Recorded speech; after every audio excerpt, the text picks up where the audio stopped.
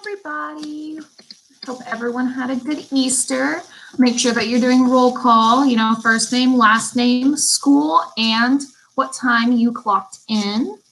So make sure we're all doing that. I hope everyone had a happy Easter. Oh, there we go. There's everyone. I hope everyone had a happy Easter, and I hope everyone got to see everyone at least call them or text them or send a little message, little message of love. Y'all are clocking in wonderfully. Yes. First name, last name, school, and time. Perfect. Yes. So for today's lesson, all you're going to need is pencil and paper, pencil, pen, just something to write with. We're going to be taking a few notes. So, yes. Today's going to be fun. We're just going to give everyone a few minutes to clock in, and if you don't have pencil and paper, to gather it right now. I had a good Easter, everyone. So we cooked steaks and we marinated them. We did a butter marinade with rosemary, fresh rosemary from my garden, and garlic. And then I made lemon rosemary potatoes, roasted potatoes. So it was really good. So, and then we had a little Easter egg cake. So that's what we did for our Easter. So if you want to comment what y'all did for Easter. I hope everyone can hear me. Okay, cool. Yes. Yeah, so just keep clocking in. It was really, really good, Miranda. We had a fun time. Oh, Serena says she ate some brisket and stayed at home. That's exactly what we did. We just ate some steak and stayed at home. Yeah. Miles said he ate eggs whole and raw. Okay, Miles. Glad to see you're having fun. Elizabeth said we did like a Thanksgiving dinner for Easter. LOL, different but really good. Hey, Thanksgiving, if I could have it like 3 times a year, I would be so happy. I used to not like Thanksgiving for some reason when I was a kid because I was like, I hate all the food. I hate all of it. And I would just get so mad. And now I'm like, oh my gosh, yes. Put the cranberry sauce on the turkey. So, ooh, Stacy said I had the best smoked turkey yesterday. Miranda grilled out. That sounds fun. Oh, Alexis grilled cheese. Hey. Erica said she made homemade cinnamon rolls. Ooh, I love homemade cinnamon rolls because then you can add how much cinnamon you actually want.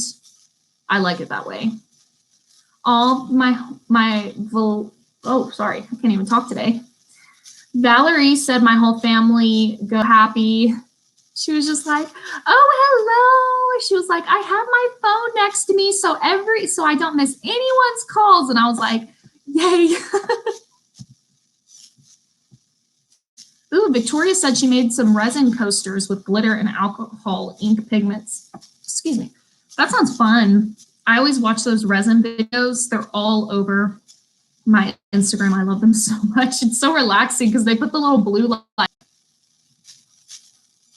Okay, so we are going to get started in a minute. Make sure that you have your pencil and paper ready. Aubrey, I had pina coladas and watched zombie movies. Hey, everyone celebrates everything in a beautiful and creative way. So I am loving it. I'm loving the way y'all spent y'all's Easters. So yes. All right. If the video keeps glitching, just make sure that you're refreshing the page. And also if it's just not doing so well, you can always go back and watch the video. So, all right, we're going to get started. So you can title the top of your notes because remember, I want you to have your first and last name on the notes and the date of the notes. One thing I will tell you, receiving y'all's assignments, is that some of your emails are like hairstylist 1234. That's just an example. I have no idea. But then y'all will send y'all's notes and y'all won't tell me who it's from. And I'll just be like, who's hairstylist 1234? I I want to give them credit, but I don't know who the assignment's from. So make sure that you have at least on your notes that you send in your first and last name plus the date. So yes, so on the top of your page, we're going to start. So title it Top 10 Ways to Prepare for Your Career, and then your first, last name, and date. So make sure you're doing that. I'm going to repeat the title, Top 10 Ways to Prepare Yourself, to prepare. And just to make things easy, whatever I write, you write. So that'll be easier. So it'll be way easier on y'all. So don't worry if I start talking, just whatever I write, you write. We're going to write 31 definitions. So if you, excuse me, if you don't get 31 definitions, that's how many we are writing. What you're going to do with those 31 definitions is you are going to email them to Molly no later than 1:30 p.m. I'm going to repeat that. No later than 1:30 p.m. today. So you have until then to email these notes to Molly. Okay? So let's get started. Remember, whatever I write, you write. Simple, easy, done. Okay? So our number one is going to be plan for success. Start with the end in mind. Think about where you want to go in your career and then set goals to get there. Work hard to follow the rules and regulations along the way to stay on track. So basically what number one is our plan for success is, look at what you're trying to do. Set your goals. Say, okay, I want to become a licensed hairstylist. So I want to become a licensed hairstylist. So what does that mean? What are my goals? Get good grades in school, clock my 1,500 hours or clock however many hours I want to, however many hours for nail techs and estheticians, clock my set hours, pass my written, pass my practical, and go into a salon or a spa. That is my goals. And to achieve my ultimate goal, which is becoming a licensed hairstylist, that are the goals I have to follow. So step number one is plan for success. So we are going to write a few definitions on planning for success. So that way you know exactly how to plan. Like I said, just write whatever I write. Okay. Our first definition is going to be career.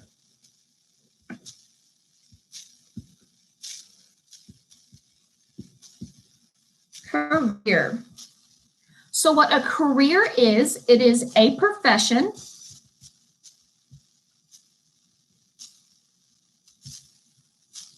for which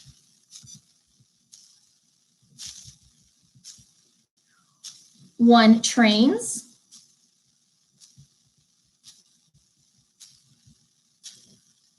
and which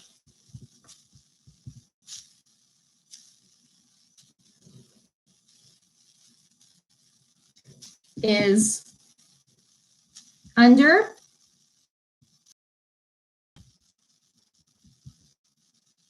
calling. So career. Here we go. I'm sorry, I know I apologize. It's not the best, but we're here.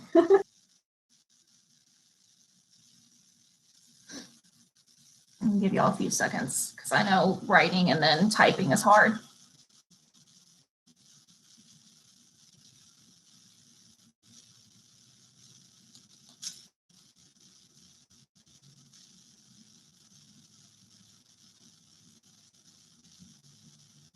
All right, a career is a profession for which one trains, is what your life's passion is. A career is for a lot of you hairstylists. A job is just what you're using to get money for right now to help with your career. Refresh it. Keep trying to refresh it and keep trying to work on it, but it is all okay because you can always rewatch the video. Thank you, Aubrey. Yes. Perfect. Thank you, Aubrey. Aubrey put up the definition.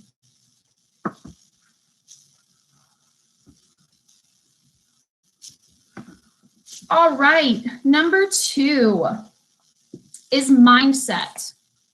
To plan for success, you have to have a great mindset. You have to have a positive mental attitude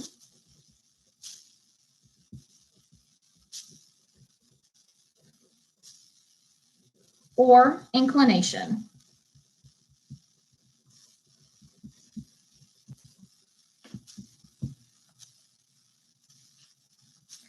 Mindset is a mental attitude or inclination.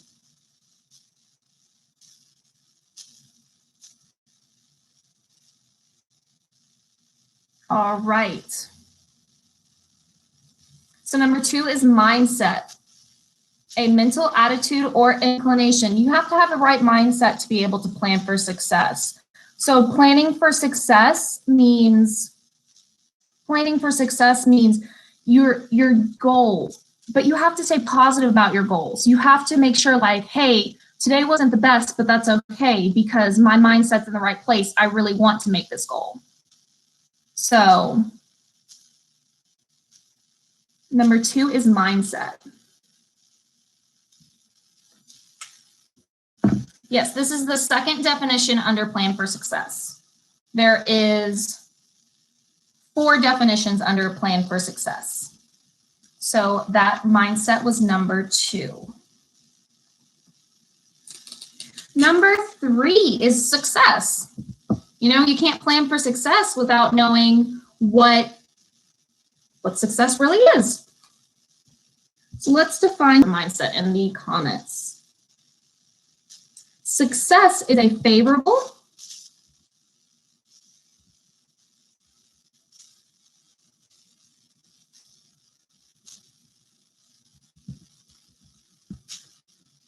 or desired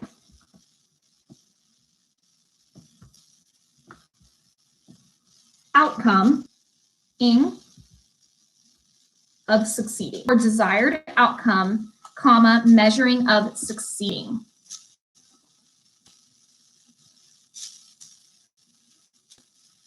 Success is number 3, favorable or desired outcome, measuring of succeeding. So success doesn't just mean, okay, I achieved my life goal. Success is just a favorable or desired outcome. My success for today could be I made a peanut butter and jelly sandwich that I wanted. My success could be anything. Success could be measured. You could make your own success. And that's what a lot of people do. And a lot of people say you can make your own success, which is awesome because success is anything. Success is I made a peanut butter and jelly sandwich. I became a pro basketball player. Whatever your mindset is, that is what your success is.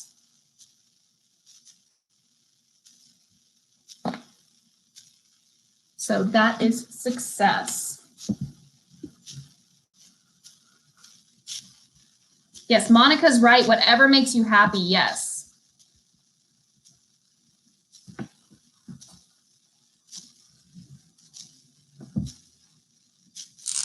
All right, number 4 is planning.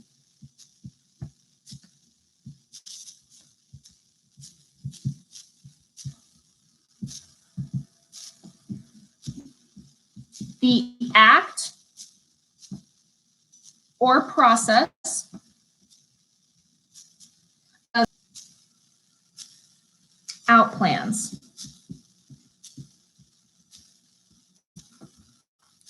Planning. Planning is the act or process of making or carrying out plans. That is planning. You have to plan, like we said, you have to plan for success. Success isn't just something you get out of luck. Success is you have to plan, like I said, planning is you have to, like I said, you have to plan for success. So you're basically, you know, I said my success today was making a peanut butter and jelly sandwich. Well, how did I make my success? My success was first I got out bread, then I put Then I got out peanut butter. Then I got out jelly. I mixed it all together.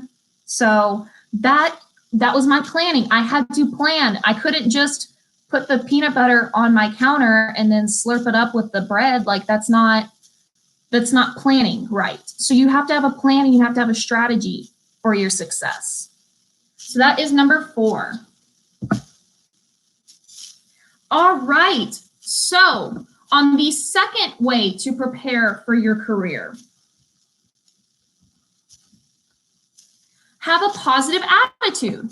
The right attitude will be one of your greatest assets to your career. You can't always control what happens, but you can control how you react to it. Keep a positive attitude and you'll be ready for whatever comes your way.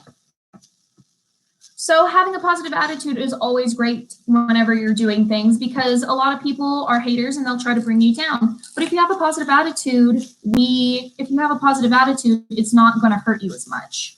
So our next definition number 5 is attitude. Because how can you have a positive attitude when you don't even really know what attitude is?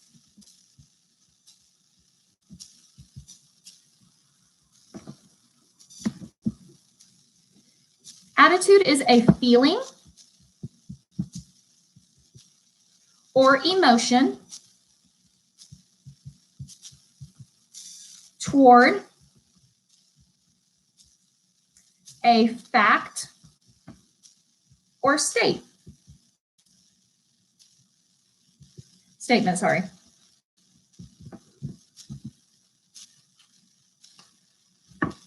So attitude, number 5, is a feeling or emotion towards a fact or statement. Aubrey said everyone has a attitude stated in textbook. Yes, an attitude sometimes cannot be it's sometimes a good thing and sometimes a bad thing. Like, my attitude, if someone, handed me a piece of paper and I was like, oh, I wanted this piece of paper pink, not just regular, and I rolled my eyes, I'm giving an attitude because that's my feeling and my emotion. My emotion's upset towards that.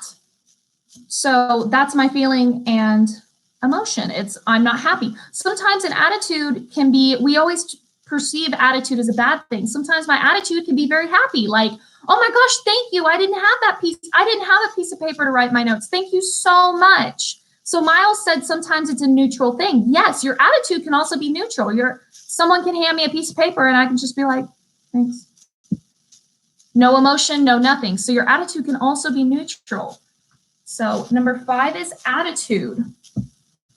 And having a positive attitude helps with, preparing for your career.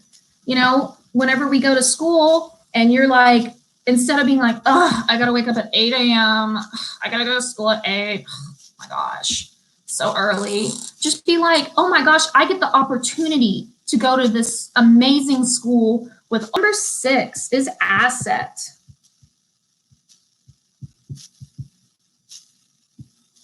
An item of value that is owned.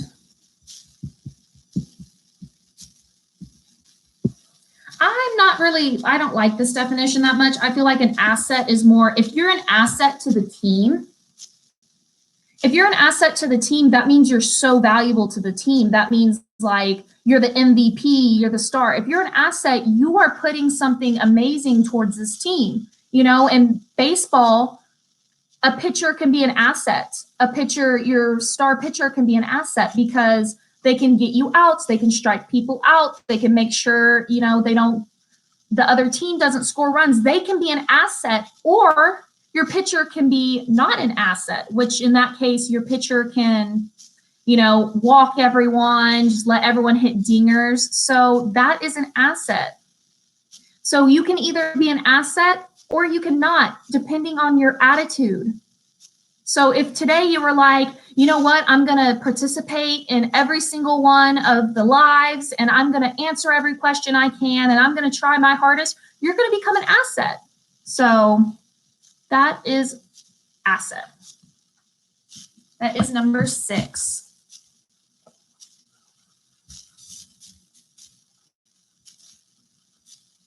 Marina said, or you can be a distraction. Yes, you can. What we want you to do is have that positive attitude and be an asset, you know?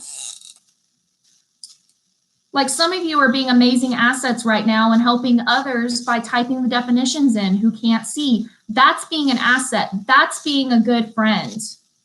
So try to be an asset. All right, so now we're in number 3 of our top ways. So number 3 is speak and write professionally. So what you say impacts what people think of you. I'm going to repeat that because some people need to hear this. What you say impacts what people think of you. Be sure to keep proper grammar, spelling, and professionalism in mind in everything you say and write on the job. So whenever I'm thinking of this, we're like, we don't really write stuff. Yes, you do. You can be professionalism in your writing, being a hairstylist, esthetician, and nail tech. Being professional is writing, you know, their full name in the, like, Mary Jo. You make sure you spell Mary. You make sure you spell Joe right in your calendar book, and you make sure it's very professional. Mary Jo, 3 o'clock, highlight, full highlight. That's very professionalism in what you can see. That's very professional, and that's how we can be professional in our business that we are in. So number 7's definition is professional.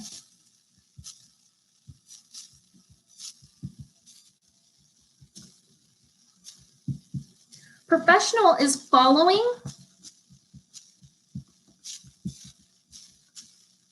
a line of conduct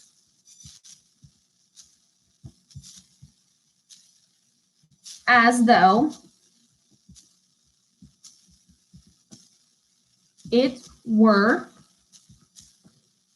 a profession. Aubrey said being professional on how you handle complicated situations. Yes.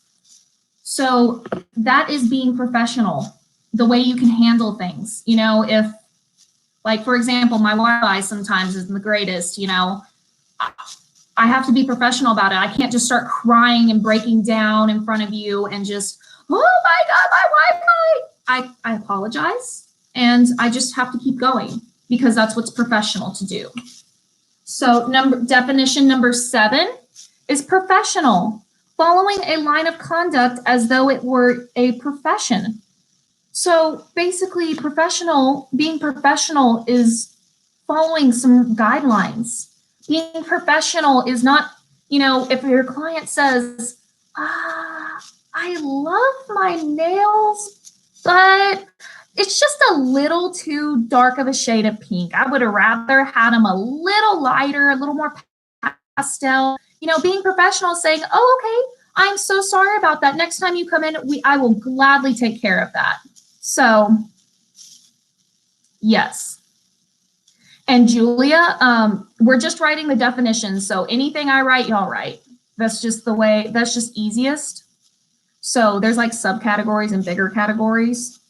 So just anything I write. Right now we're on definition number 7. Just one. Right now we have, just write 1 through 7 with the definitions. Yeah, anything I write, y'all write. It's easy. The big chapters are what we're talking about, so it's okay. So a professional, handling professionally, looking professionally, writing professionally, you know, speaking professionally. A lot of people use slang, you know, or, you know, whenever you're in an interview, you don't want to say, hey, what's up, girl? Oh, hi. Oh my gosh, I love this salon. You don't want to do that. You want to say, hi, my name is so-and-so. I really like the salon. I really like the establishment you have here. You know, that's professional. That's being professional. You want to make sure that you speak professionally because that is the first thing that comes out of your mouth, if I came up to some of my students was like, hey girl, what's up? My name is Alona. You know, like y'all would be like, oh, this is my teacher. You know, but if I'm like, hi, my name's Alona, nice to meet you, you know, there's a difference in professionalism. So have a professional appearance. How do you want people to see you? Present yourself the way you would want to be seen. Dress modestly, practice good personal hygiene, and pay attention to grooming and cleanliness.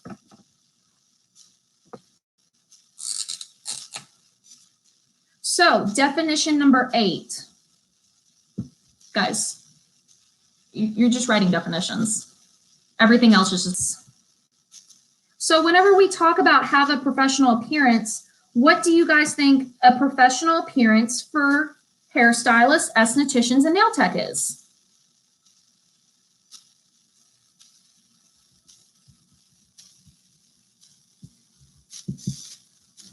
What do you guys think what do you think would be a professional appearance? Sorry, I'm plugging in my laptop.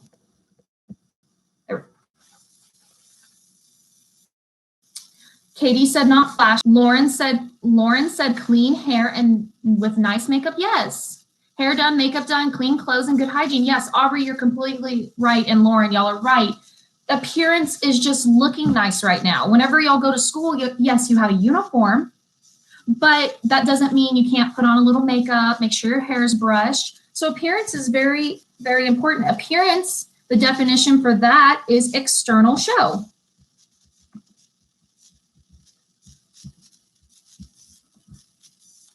Yes, y'all are doing a great job. Appropriate clothing, yes.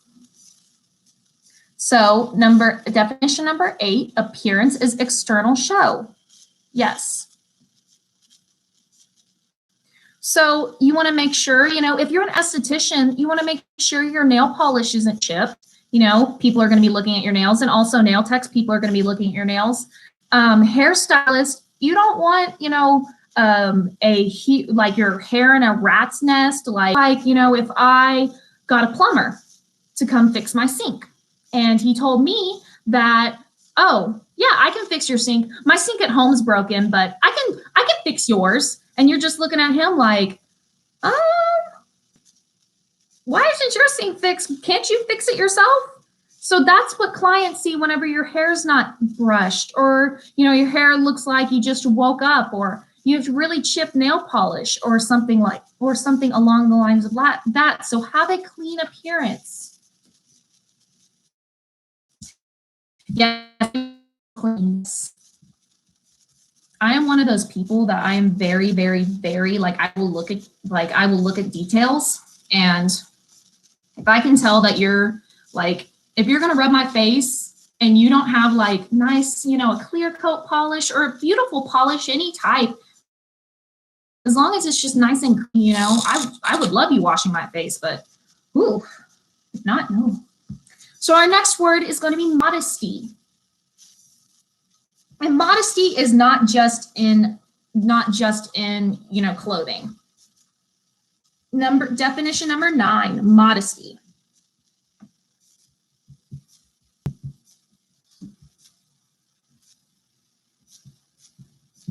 Propriety in dress, speech, or conduct. Number 9, modesty, propriety in dress, speech, and conduct. Modesty in your speech can be not cursing. Modesty in your clothing can be, you know, not being too flashy. And modesty in how you conduct is not screaming at people when you get mad. Modesty is, you know, talking in a very, very calm manner.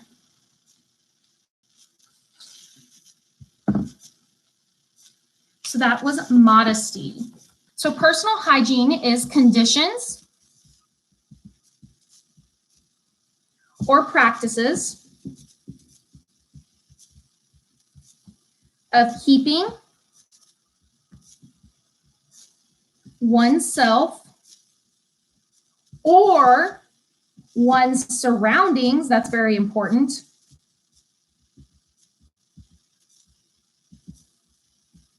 Clean.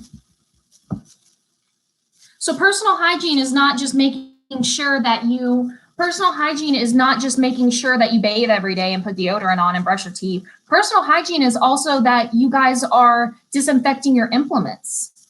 Personal hygiene is that you guys are making sure that you're using a new freshly washed cape or that you disinfect your cape every single time.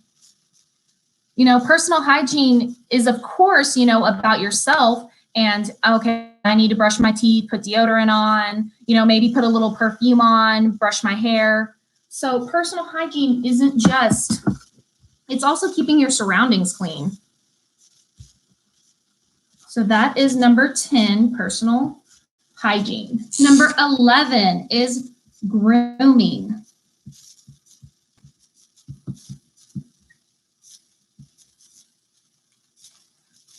And grooming is to make neat or attractive, to make neat or attractive.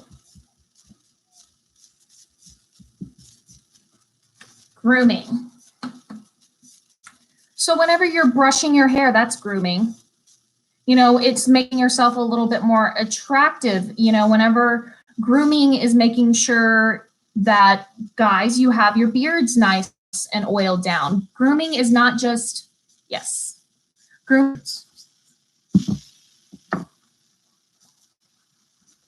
All right, and one of our last ones, number 12, is cleanliness.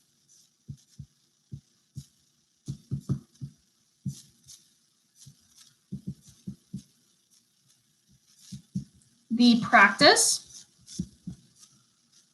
of keeping oneself or one's surroundings clean. The practice of keeping oneself surroundings clean.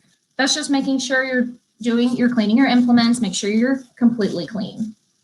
All right. So we are on 5. All right. So how to interact successfully with others. As a hairstylist, you'll be interacting with a wide variety of people, from coworkers to clients. In every interaction, because I need to go a little bit faster because we have a lot of definitions to get through, I'm going to write the word on the board, and then if I'm going a little too fast, you can just go back through and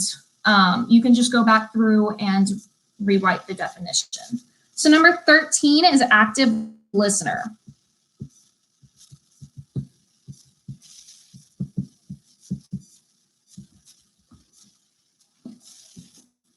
Number 13 is active listener. An active listener is one who listens to someone or something.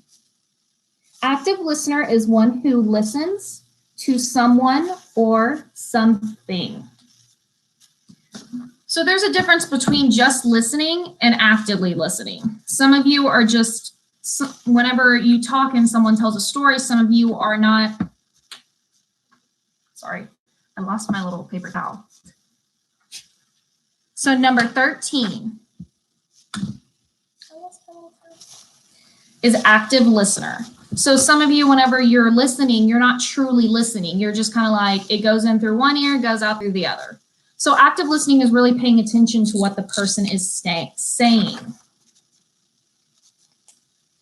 Number 14 is communication.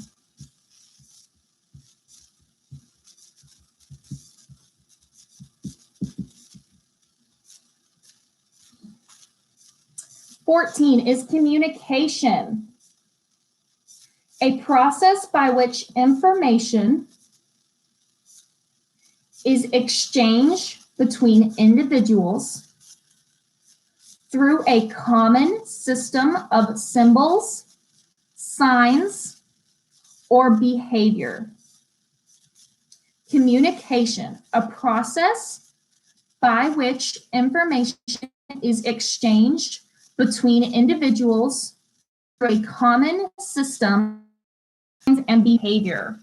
So that is what communication is. Aubrey said, I need to get better at that when people tell me their names. Yes, I need to get better at communication sometimes as well, and active listening. A lot of people will tell me their names and I'm just like, ah. So number 15 is respectful.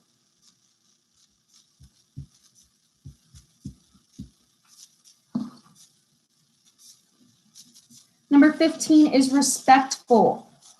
Respectful means marked by or showing some respect. Respectful, marked by or showing respect. So being respectful is holding the door for someone, maybe holding someone's foils, maybe, you see your friend and you could see your friend and, you see a service for someone else. All right, number 16 is body language.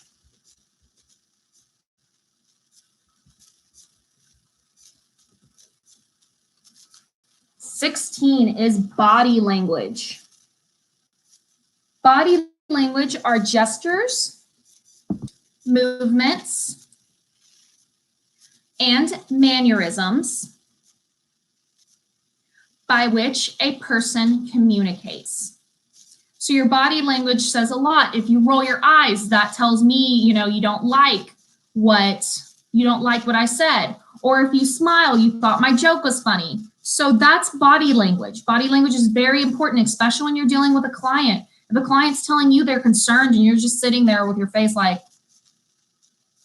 that tells the client, okay, they don't really care about what I think. So body language. Number 17 is team. A team is a number.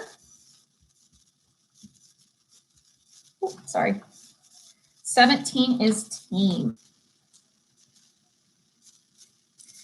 In work or an activity.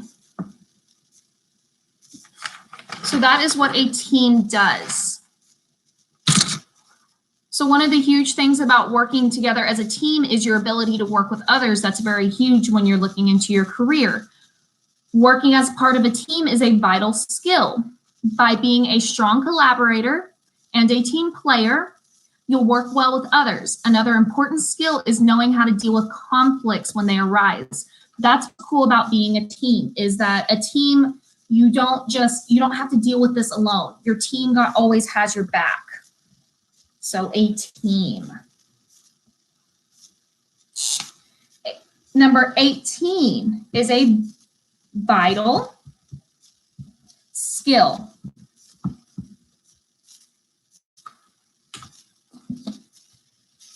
Number 18 is a vital skill. A vital skill is the ability to use one's knowledge effectively and readily in execution or performance. A vital skill is ability to use one's knowledge effectively and readily in execution or performance. So some of you, vital skill is that you can do amazing highlights, or you can do a beautiful set of acrylics, or you can give the best waxing. Some of you have great vital skills and you use them, you practice them. So that is vital skill. Number 19 is a collaborator.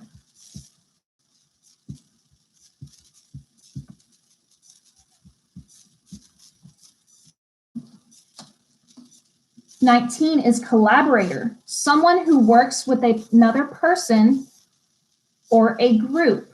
Collaborator, someone who works with another person or group.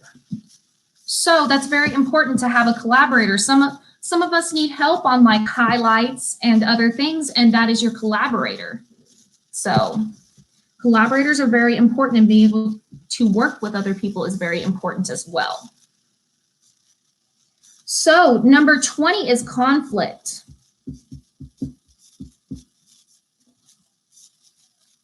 Conflict Conflict's very important. It's the opposition of persons or forces that give rise to a dramatic action in drama or friction.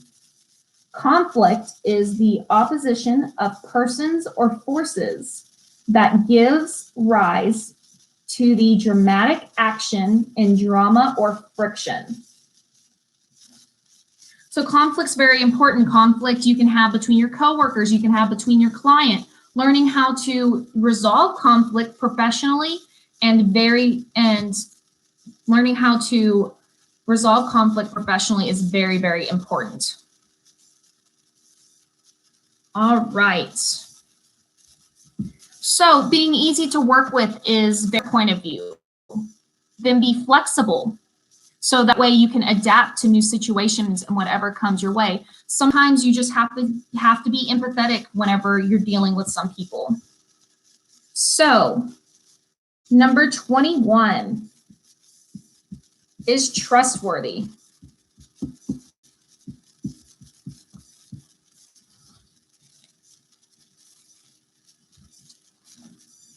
Trustworthy. It is worthy of confidence, dependable. Trustworthy is worthy of confidence, dependable. So if you're very trustworthy, that means another person has confidence in you that you'll be able to do whatever you need them to do. And it's very, very, very important to be trustworthy. Your clients need to trust your ability.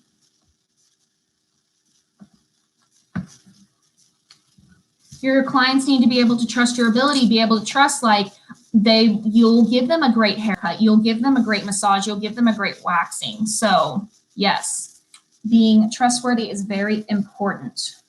Number 22 is empathy. Empathy is very, very, very important to have.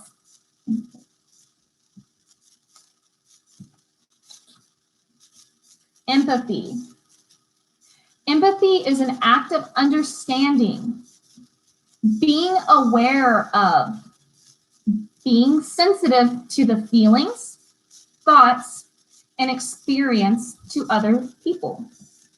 Empathy is the act of understanding, being aware of, being sensitive to the feelings, thoughts, and experience of another.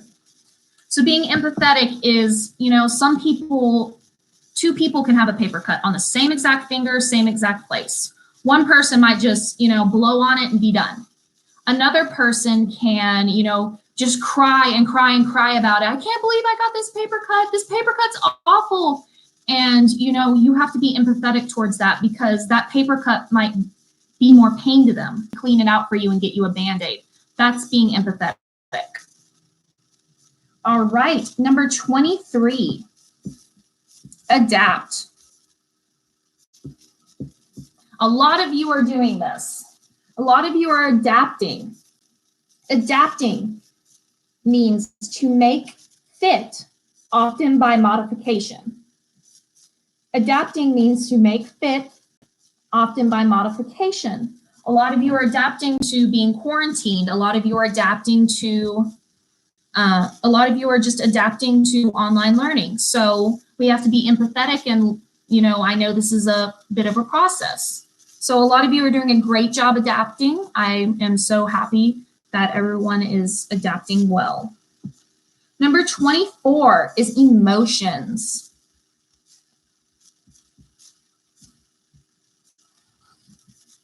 So whenever we're in a workspace, it's good to manage your emotions. It can be tough to do, but be careful not to bring your personal problems to work. When you're on the job, be professional. I remember I was sitting in a chair one time and this hairstylist just kept telling me, oh my gosh, I'm so poor. I barely had enough gas to be here. Oh my gosh, I'm just so poor. And you're just sitting in the chair like, I'm sorry. I'm sorry. So really don't bring your emotions with you to work. There's always a saying, leave your emotions at the door when you go to work. So yes, Aubrey, I hate when people do that too. So the definition of emotions, which is number 24, is a conscious mental reaction subjectively experienced as a strong feeling. Maybe, yes, that's where empathy does come in, but you know, you're trying to make your clients feel as comfortable as possible, and you telling them, I barely had enough money to get here, like, oh my gosh, I'm so poor, you know, what you gotta think what that client is thinking in their chair. And I want to give a shout out to my girl, Molly. Thank you, girl, for helping me with these definitions.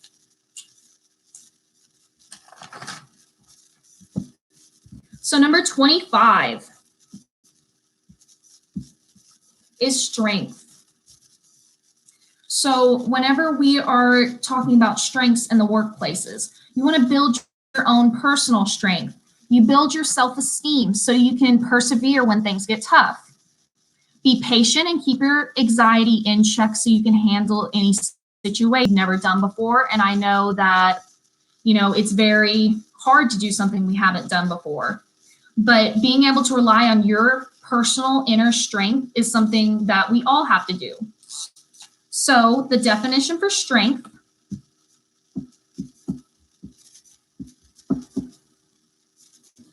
number 25 is strength. The definition for strength is the quality or state of being strong.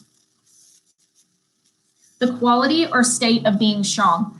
Sometimes our clients don't like what we do. Sometimes they say our massage is too light, our highlights, they're too chunky, or our nail color's too dark. We have to have that strength within us to not just to be like, okay, this comment is not directed at me personally. And they are not completely like hating my work. They're just saying, you know, they would like it a little bit different. So you have to find that inner strength in you. Yes, Lindy said, never give up. So number 26, that also deals with our number 26 definition, which is self-esteem. 26, self-esteem.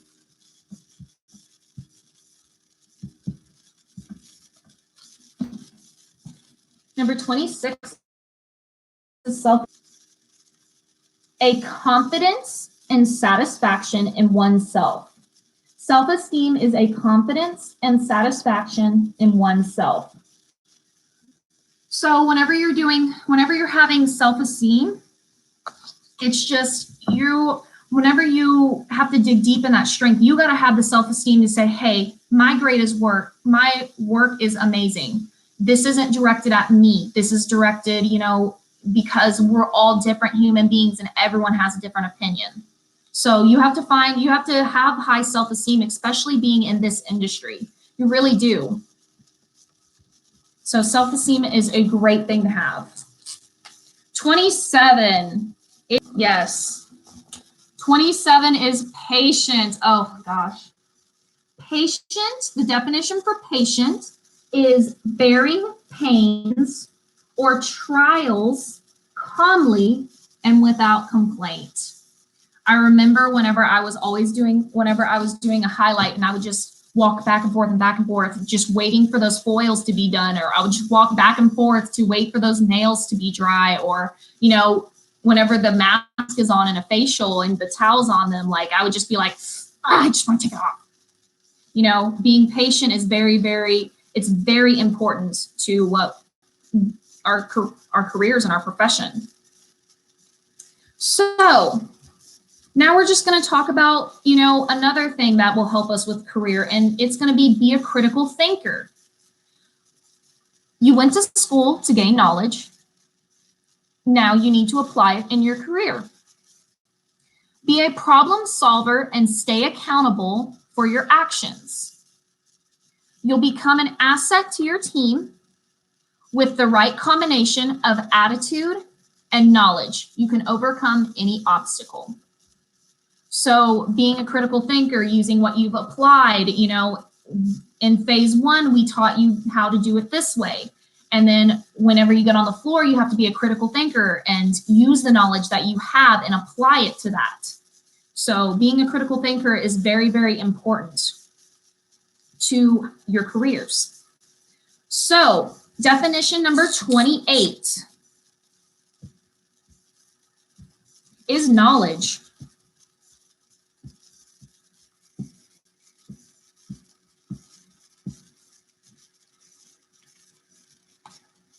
All right. Definition number 28. Knowledge is the fact or condition of knowing something with familiarity gained through experience or association.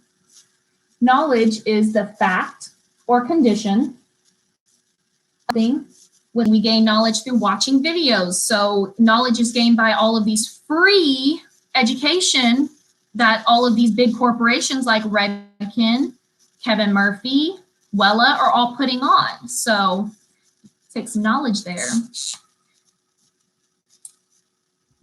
All right, number 29 is problem solver.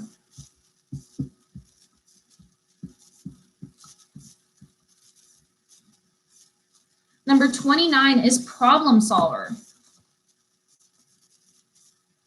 A problem solver is the process or act of finding a solution to a problem. Problem solver is the process or act of finding a solution to a problem. Guys, you want to be problem solvers, not problem makers. Whenever, especially in the workplace, especially in your career, whenever you're in that salon or whenever you're in that spa or, you know, any type of that, you want to make sure that you are the problem solver. Like we ran out of bleach. What is a great substitute? We can use a high lift tint. We can use a non-bleach substitute. You know, be that problem solver. Don't be the problem maker. Don't be the person that, you know, you use the last scoop of bleach, didn't write it on the list, or you see that the bleach is low and you didn't, you know, tell someone, hey, we're running out of bleach. You know, be that problem solver. So 20 problem solver. Number 30 is accountable.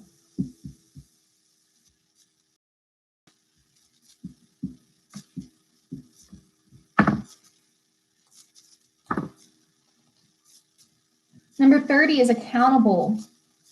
It is subject to giving an account. It is answerable. Accountable, subject to giving an account, answerable. So you got to be accountable for your actions. You got to be able to say, yeah, it was me. I'm sorry. I was the person that used the bleach and I didn't write it on the list. You got to make yourself accountable. You got to want to be accountable as well. You know, you can't just be like, someone gonna just say something. I hope they do. You got to make yourself accountable and you got to want to be accountable for everything that you do. You have to be answerable. You got to just, you know, who took the bleach? Who took the last scoop of bleach? You got to give that answer. I did it. I'm sorry. I forgot. Accountable. And our last definition, obstacle, something that impedes progress or achievement. An obstacle is something that impedes progress or achievement. An obstacle can be anything. An obstacle could be, you know, I ran out of bleach. An obstacle could be, oh, we don't have a nail color to paint their nails. An obstacle could be, oh, we ran out of the oil-free moisturizer. You know, you have to overcome these obstacles. So, you know, an obstacle is, what I always think is an obstacle is put there to test you. How your strength is measured is if you, how you get over the obstacle. So that is all of the definitions. Make sure you have 31 definitions to turn into Molly. There's 31 of them. If for some reason that that it wasn't good, you didn't get a definition, you can always watch the videos to make sure, and everyone give a round of applause to Molly for helping me. She helped me out a lot. Right now, do final roll call, first, last name, school, and time. So yes, thank you, Molly. So first name, last name, school, and time. Now make sure that you turn these in, these 31 definitions in with the title, name and date, 31 definitions to Molly, to her email, no later than 1:30. We aren't taking anything less than 1:30. Okay, so make sure you have these turned in by 1:30 today. Bye, guys. I hope you'll have a great rest of your day.